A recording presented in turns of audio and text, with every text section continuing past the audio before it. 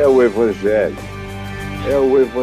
de Jesus, é esse Evangelho da graça de Deus, é o Evangelho da sabedoria divina, eterna, que é nossa, que é minha, que é sua, que é pura misericórdia derramada sobre todos nós, e que venha sobre nós a abundância do Espírito de Cristo. Eu quero que você chegue aqui, você se sinta completamente em casa. Esse é o nosso último programa desse ano, cheio de desafios, mas que eu particularmente o vivi com toda a minha melhor esperança. Eu espero que você convide os seus amigos, que você entre aqui no nosso chat, que você comece a falar, a se manifestar, a abrir seu coração, a conversar aqui, aonde eu tenho o grande prazer de esperar todo mundo. Chegue sem nenhum titubeio e participe com a gente. Hoje, o que eu tenho diante de nós é o Salmo 90. Salmo 90. Eu raramente leio o Salmo todo ou o texto todo e eu não sei literalmente o que nesse momento vai acontecer. Mas esse Salmo choca a minha vida desde o princípio da minha consciência na fé. E toda vez que eu leio, automaticamente eu me remeto para um dos heróis da minha adolescência, não convertida, porém já com a marca do que eu estava sendo chamado para ser e para viver, embora eu próprio não quisesse de modo algum admitir, que era ser e viver quem eu sou, para a glória de Deus, nesse Evangelho da glória de Deus que está em Cristo. Aos 13 anos de idade, eu vi esse salmo ser lido pelo doutor Acioli Brito, na casa dele, lá na rua Paulo de Fronten, na Tijuca, no Rio de Janeiro. Ele é o pai do pastor Paulo Brito. Naquele tempo, Paulo era um jovem estudante de medicina e eu era um adolescente que fui convidado para ir lá pregar, e com 13 anos de idade, porque tinham me posto para pregar e todo mundo ficou impactado. Esse garoto é um fenômeno, tem que pregar. Só que eu não queria isso. Eu era só um garoto que amava os Beatles e os Rolling Stones e jogava bola o dia inteiro, e que tinha em Pelé o Zeus do Monte Olimpo da minha existência adolescente, e tinha no Gerson a segunda divindade naquele panteão de garoto, adolescente, apaixonado pela bola, jogador inveterado de futebol desde os 6 anos de idade, numa loucura frenética de dia e de noite.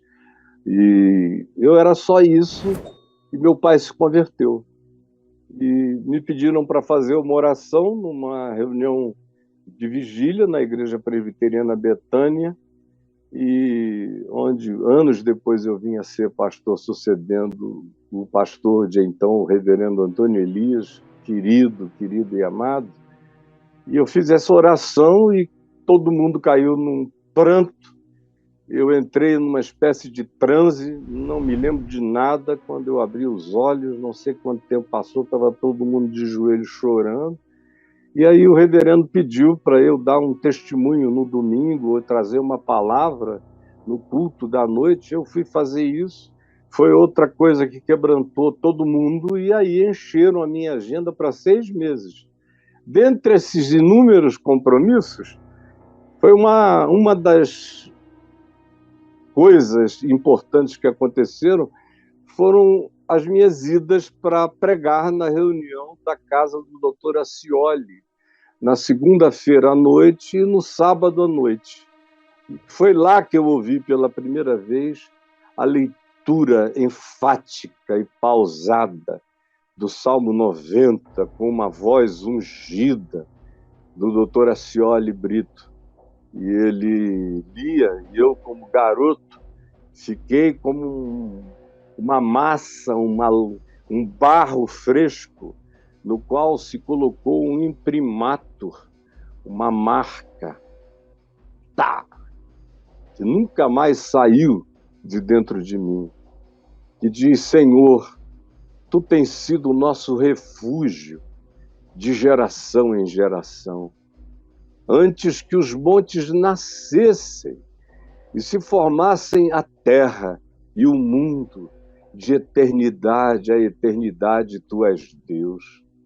Tu reduzes o homem ao pó e dizes: tornai filhos dos homens, pois 1000 anos aos teus olhos são como o dia de ontem que se foi, e como a vigília da noite que passou.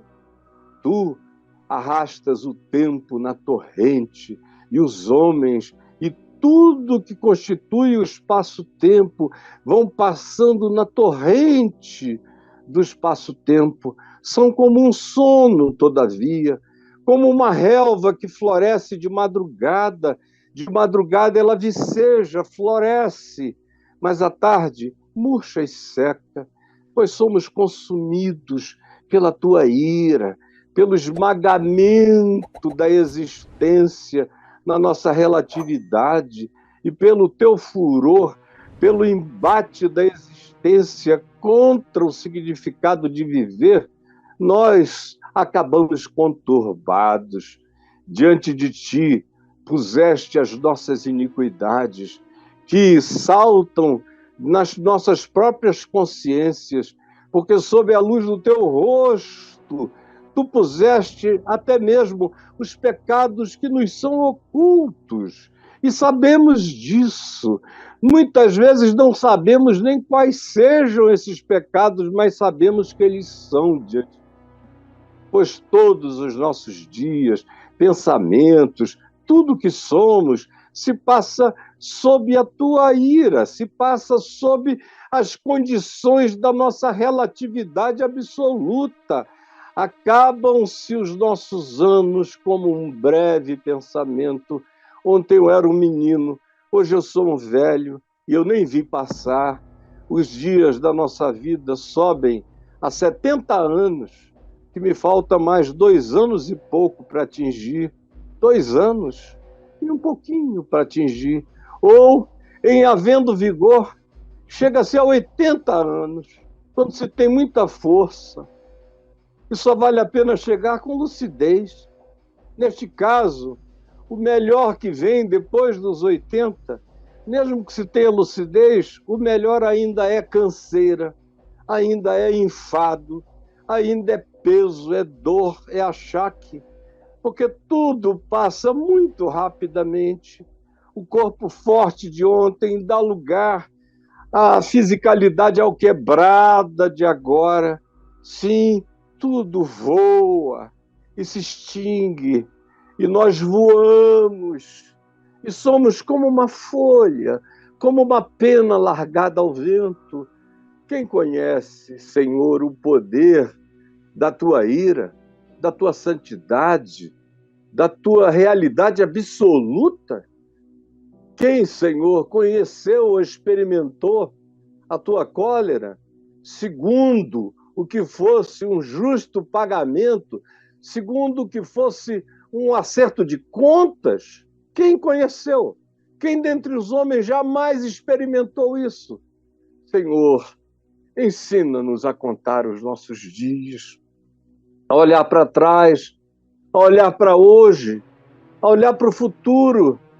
Ensina-nos a contar os nossos dias para que alcancemos, enquanto podemos, um coração sensato, um coração sábio. Ensina-nos nesta faculdade eterna da sabedoria que ensina a viver. Volta-te para nós, Senhor. Não tires o olhar de graça de sobre nós. Como viveremos sem a tua presença favorecedora? Até quando suportaremos viver pela força do nosso próprio braço, das nossas determinações maníacas. Tem compaixão de nós, Senhor. Tem compaixão dos que, na sua relatividade, tentam ser teus servos, vivendo em amor, justiça e paz. Senhor, sacia-nos, satisfaze-nos de manhã com a tua benignidade. Deixa a gente comer e beber bondade, agora, na manhã da vida, de qualquer vida, ou de qualquer hora, ou de qualquer dia, para que nós aprendamos a ter uma atitude que exista num cantar de júbilo, para que aprendamos a nos alegrar em Ti todos os dias da nossa vida. Ó Senhor, alegra-nos, Senhor, alegra-nos por tantos dias, quanto Tu nos tens afligido, ou quanto nós, na nossa ignorância, ou estupidez, ou insensatez, temos chamado aflição à nossa própria vida e trazido juízo ao nosso próprio seio.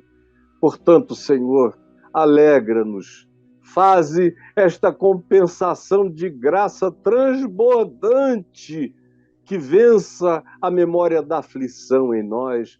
Alegra-nos por tantos anos, quantos temos suportado a adversidade na existência.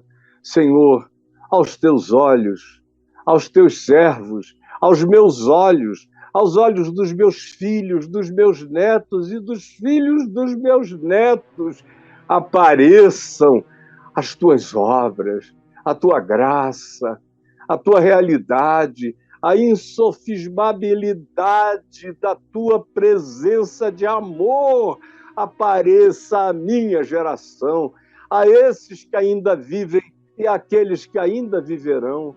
Sim, Senhor, que aos teus filhos, que aqueles que a Ti e em Ti se refugiam, se manifeste a Tua glória, a Tua graça. Senhor, seja sobre nós a Tua graça, ó nosso Deus. Confirma sobre nós, confirma sobre a minha vida, o trabalho das minhas mãos, o trabalho, o esforço das nossas mãos. Eu já não sou criança, já sou um velho, já estou no ocaso da existência. Eu peço que Tu confirmes o trabalho das minhas mãos, da minha mente, da minha vida, do meu coração, do meu amor, e que Tu faças isto com as obras de todos aqueles que Te amam e que em Ti se refugiam. Sim, Senhor, por favor, confirma, sela, marca, afirma, valida as obras das minhas mãos, das nossas mãos, as obras das mãos de todos nós. Este salmo, no qual eu já falei tantas vezes no curso da minha existência, nos diz algumas coisas simples para serem rapidamente observadas, e quando eu digo rapidamente, eu estou dizendo rapidamente mesmo. Primeiro, você vê aí do verso 2 até o verso 5, o fato, essa comparação chocante entre Deus e os homens. Ele é aquele que é de antes do espaço-tempo, é de geração em geração, antes disso é de eternidade a eternidade, de aeon em aeon.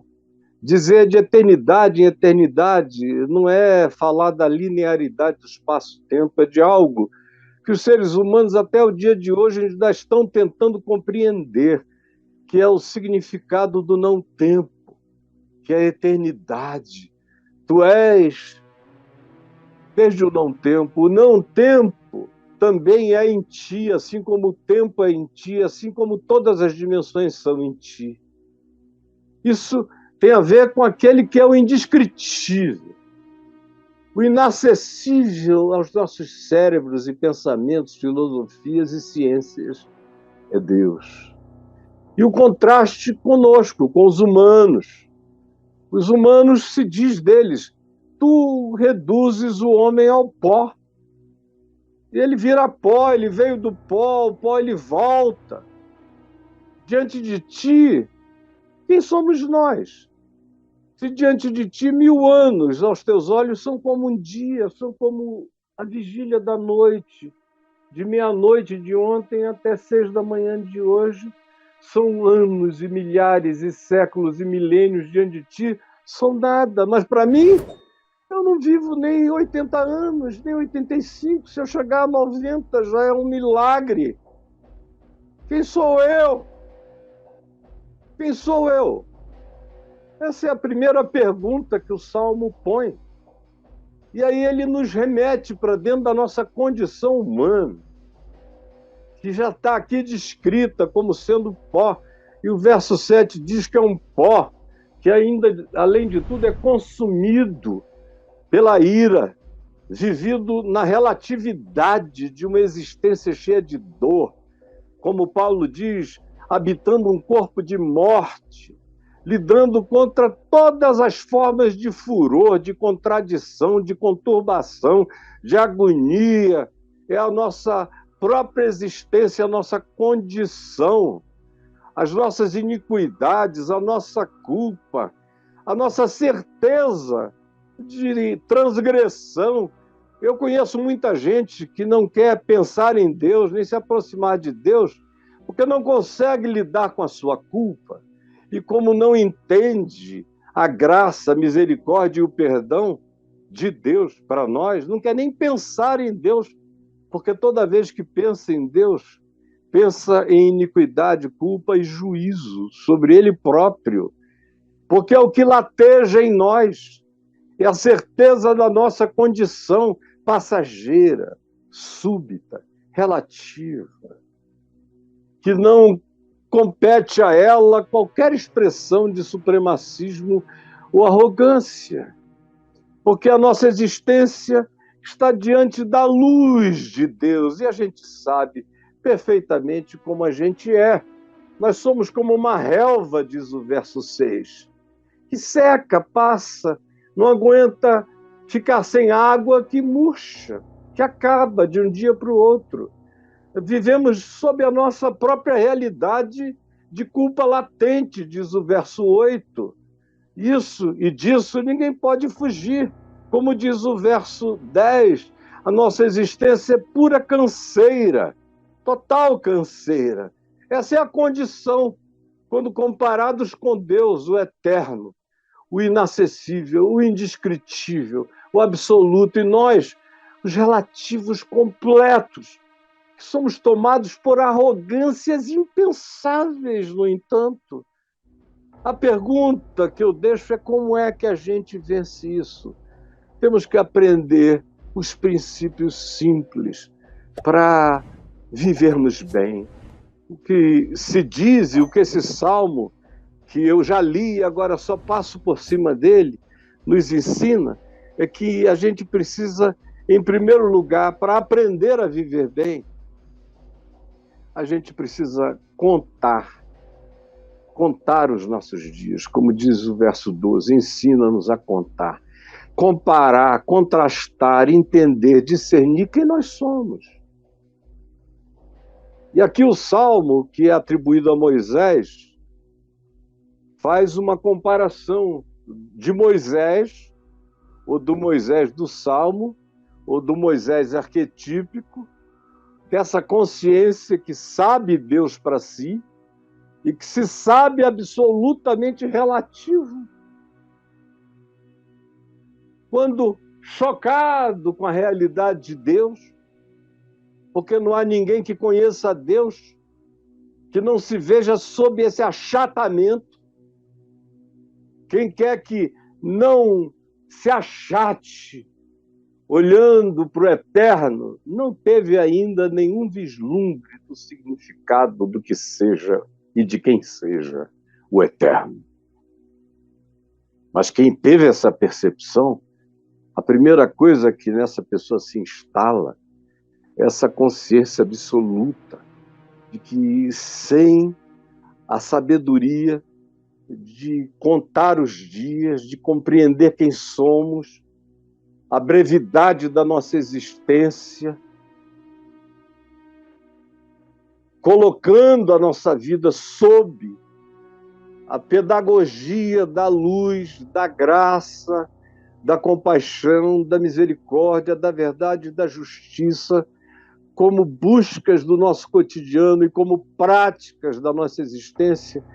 Quem não se aplicar a isto, jamais terá um coração sensato, sábio, que pense os caminhos de Deus, que ande na verdade, na justiça, no amor, que desenvolva longitude, latitudes compatíveis com aquilo que se espera de alguém que conheça a Deus para si na vida.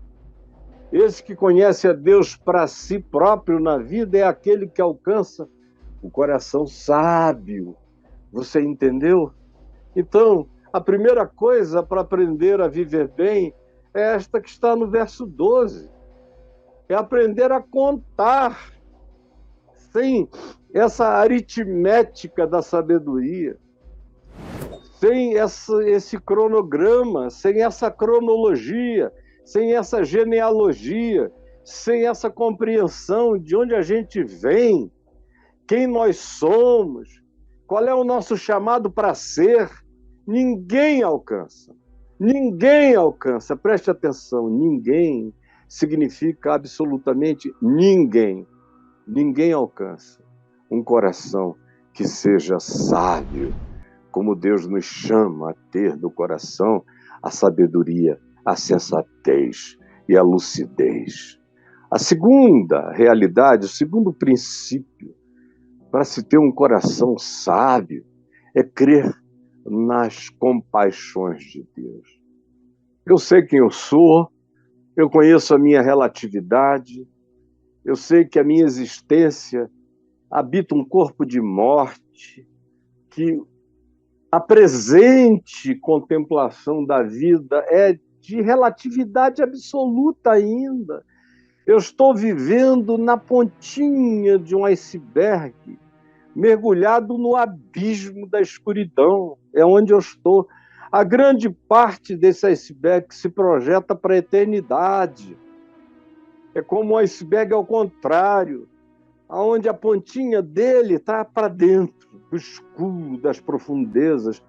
Agora, a minha projeção nesse iceberg invertido está para a eternidade. Mas aqui no que eu tenho de visão, na relatividade do tempo presente, eu preciso compreender, além de fazer a contagem na busca do entendimento e da sabedoria, eu preciso também, e sobretudo, saber que essa existência relativa acontece sob a realidade de um amor absoluto. Essa minha existência relativa acontece sobre a realidade de um amor absoluto. Essa minha existência relativa acontece sob a realidade de um amor absoluto.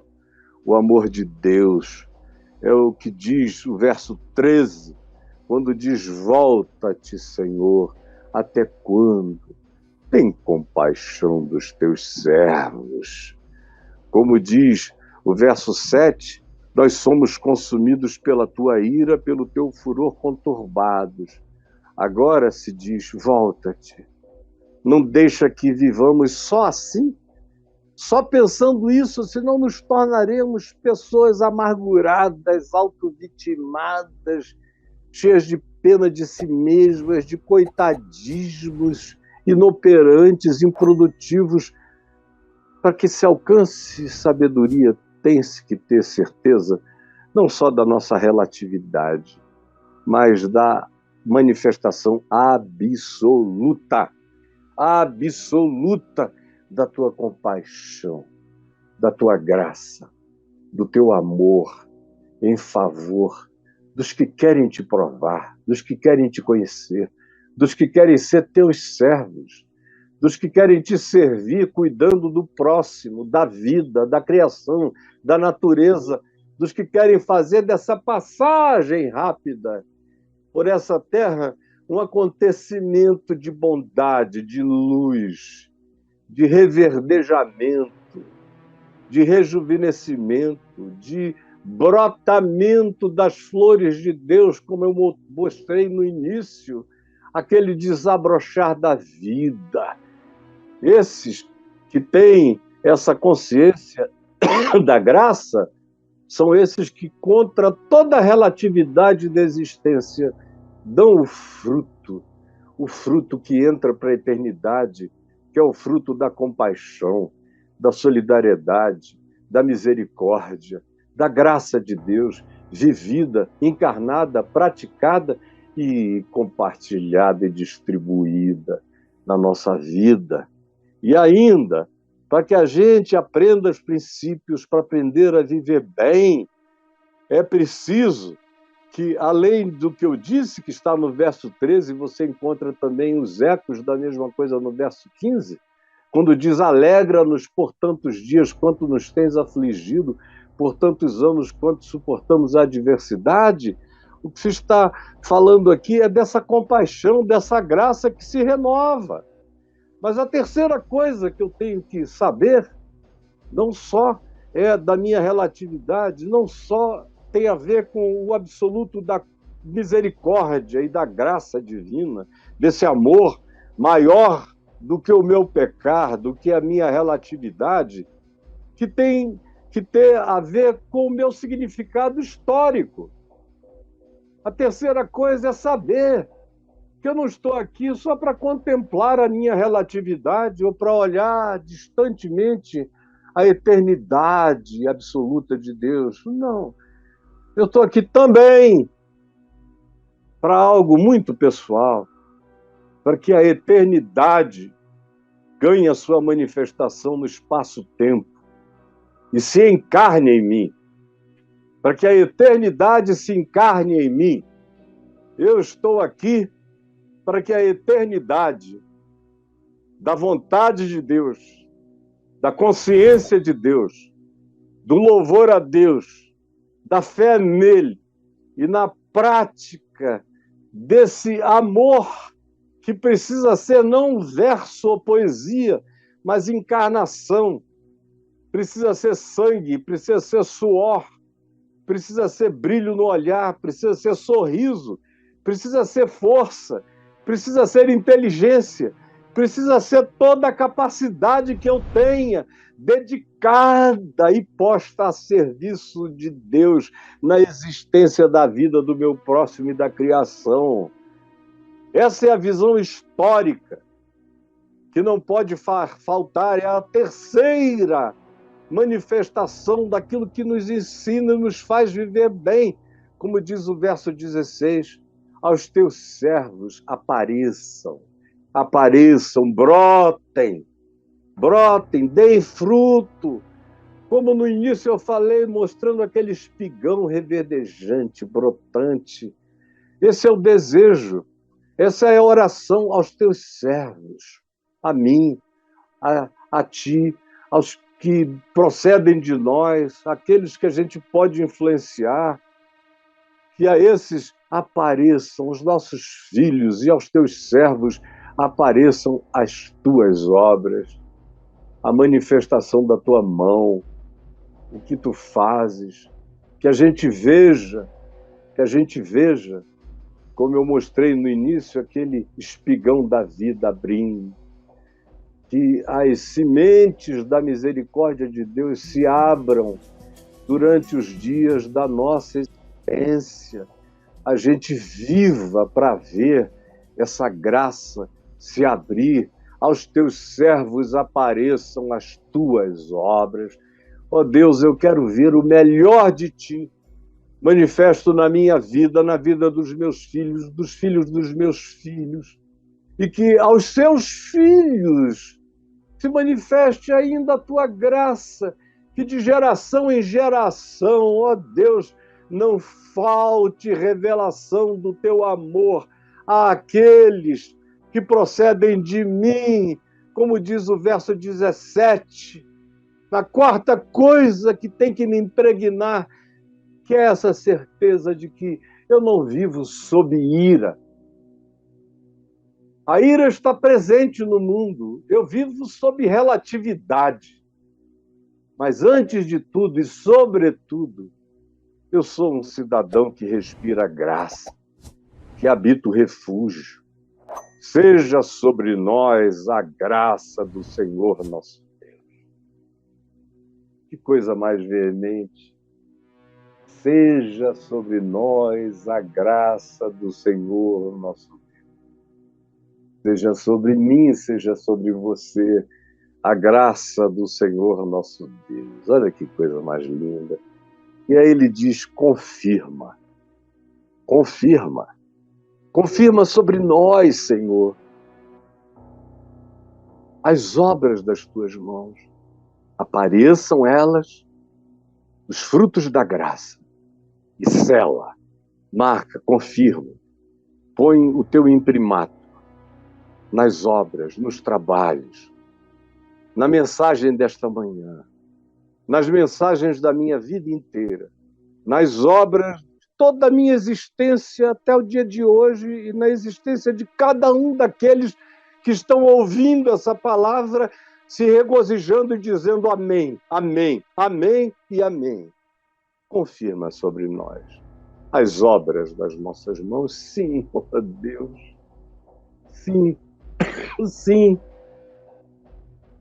sim, ó Deus, confirma a obra das nossas mãos, confirma a nossa vida, que é a grande obra que a gente pode produzir, não é feita fora de nós. A grande obra é o que a gente se abre para que seja esculpido da tua imagem e da tua semelhança em nós, dentro de nós. Sela, confirma, faz isso aparecer, torna a nossa vida uma escultura viva, não estática, porém que seja a nossa vida no corpo, na alma, na mente, no espírito, como um sacrifício vivo, santo e agradável a Deus. Que seja essa consciência o resultado da prática desse culto racional.